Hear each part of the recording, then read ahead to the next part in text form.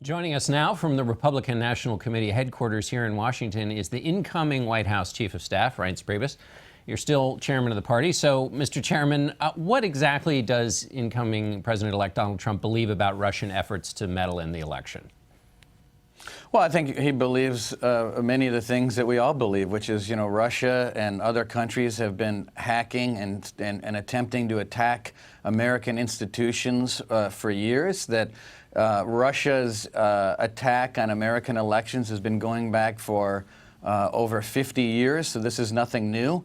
And the fact that this particular hack was perpetrated by Russian entities is something that no one is disputing. But I think one of the issues here, John, and one of the issues that isn't really being covered is that we have one of the two biggest political parties in the world, the DNC, that sat there like a sitting duck, allowed these entities into their computer systems. By their own admission, they said that they lacked the training and that they didn't respond to the FBI when they called. I understand, but he'll be president of the United States, not the head of the DNC. So on this question of, you say no one was disputing this, but let me just, over the last couple of months, Donald Trump has resolutely disputed the findings of the intelligence agencies, and he's gone beyond that. He's not just been skeptical.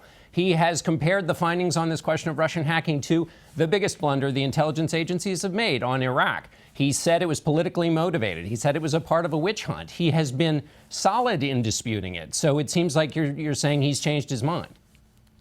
No, I think you're just conflating two different things. I mean, on one hand, you have the fact that Russia, China, other countries cyber attack the United States all the time. But on the other hand, you also have a President Obama who 2 weeks before he leaves office, after he knew about these things had been going on since 2015, decides to then put out the biggest sanctions that we've ever put out on Russia in this regard in the history of America. When the Chinese hacked the OPM, we didn't hear anything that happened after that. So there's a political angle here. Wait a second. There's a political angle here, John, that is clearly politically motivated to discredit the victory of President-elect Trump. I think that is absolutely indisputable. The reason why the DNC piece matters is that the reason this particular hack was so large wasn't necessarily because the effort was so great by the Russians. It was that it was so easy. I mean, John Podesta's password into his system, you know what his password was? Password. The fact that you had the Donna Brazile admitting that the DNC lacked the training, which allowed all of this material to be released, is incredible. Let me go back to Donald Trump, who will be leader of the free world and will have to work with the intelligence agencies. Director Clapper said that there is a difference between skepticism and disparagement. So he has categorized the remarks that Donald Trump has made as disparaging of those intelligence agencies. So when Donald Trump met with the intelligence briefers on Friday, did he apologize for that disparagement? The first thing that Donald Trump did after that meeting in his statement was to commend the men and women of the intelligence community. It was the very first thing he did. It was the very first thing in his statement. But let me just go back for a second, John. When President Obama put out the sanctions against Russia a week ago, our first reaction was we need to get a briefing on this issue, what created this immediate reaction of President Obama. And we went into action to get the briefing as quickly as possible on Tuesday that we thought the president had, that created the reaction that took place a few days earlier.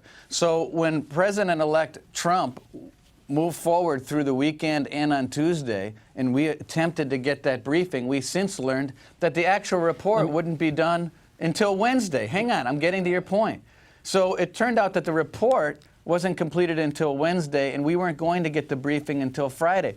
That tweet that you're referring to, and Mr. Clapper responded to, the intelligence briefing in quotes, was a frustrating situation in that we couldn't even get a briefing on what caused the reaction of Obama because the report wasn't done until Wednesday. It's not disparagement. It's a matter of, hey, can I get the information here? Mr. Chairman, it's disparagement when you compare the findings of the intelligence agencies to their worst blunder in modern history. When you compare it to the findings on Iraq. Hang on, John. You're wrong. Mr. Chairman, did you not compare them to the Iraq war? Did the Trump transition compare them to the Iraq War blunder?